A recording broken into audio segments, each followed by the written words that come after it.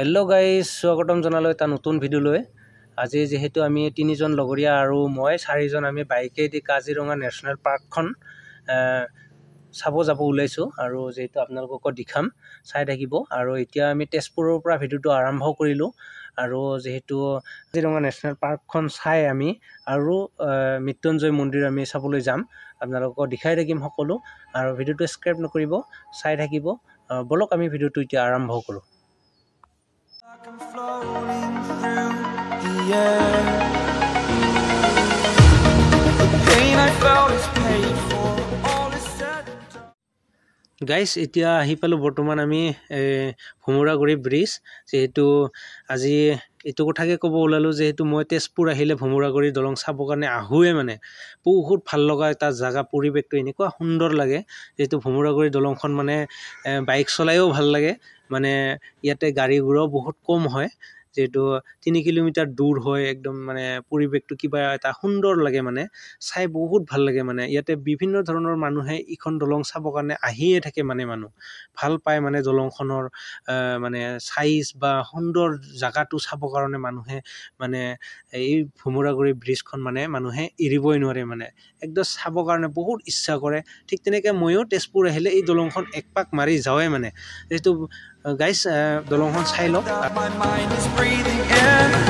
Break out, I've got to see. Spent all my life. Guys, এতিয়া আহি পালোঁ আমি কাজিৰঙা।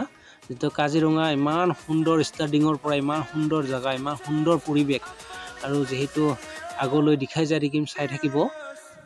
গাইজ, এতিয়া এয়া কাজিৰঙাৰ ভিতৰত আহি পালোঁ। যিহেতু কাজিৰঙাৰ ভিতৰত একদম ট্ৰাফিক জাম, কাৰণ ট্ৰাফিক কিহৰ কাৰণে জাম লাগিছে, যিহেতু ইয়াতে আগত যিহেতু জীৱ জন্তু পাৰ হয়, সেইটো কাৰণে গাড়ীবিলাক মানে স্পীড যাব নিদিয়ে, একদম লাহে লাহে যাবলগীয়া হয়। বহুত জাম লাগে, ডাঙৰ ডাঙৰ গাড়ীবিলাক ইফালেদি আপ ডাউন কৰে, সেইটোৰ কাৰণে জীৱ জন্তুৰ কাৰণে বহুত ৰিক্সি হয়। সেইটো কাৰণে লাহে লাহে যাবলগীয়া হয়, এখনৰ পিছত এখন ওলাই খেৰে গাড়ীবিলাক, একেলগে যাব নিদিয়ে।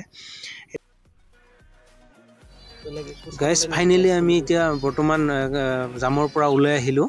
যিহেতু এতিয়া ক'ব গ'লে আমাৰ চাৰিওফালে একদম মানে পানীয়ে পানী, একদম মানে ব্ৰহ্মপুত্ৰৰ দৰে, এটা বিলৰ দৰে একদম মানে কাজিৰঙাখন ডুব খাই আছে। যিহেতু আমি যিহেতু জীৱ জন্তু এটা দুটা এনেকৈ দেখা পাম বা দেখাম বুলি ভাবিছিলোঁ, যিহেতু সেনেকুৱা সম্ভৱ নহয় এতিয়া। যিহেতু এই বাৰিষা বতৰত বন্ধ থাকে, কাৰণ কিয় পানীৰ কাৰণে।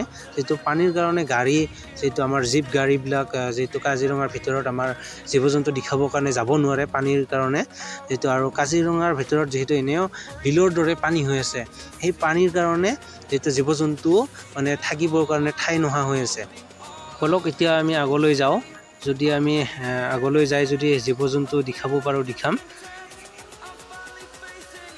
হেল্ল' গাইজ, যিহেতু আমি আহি পালোঁ ভিতৰলৈকে।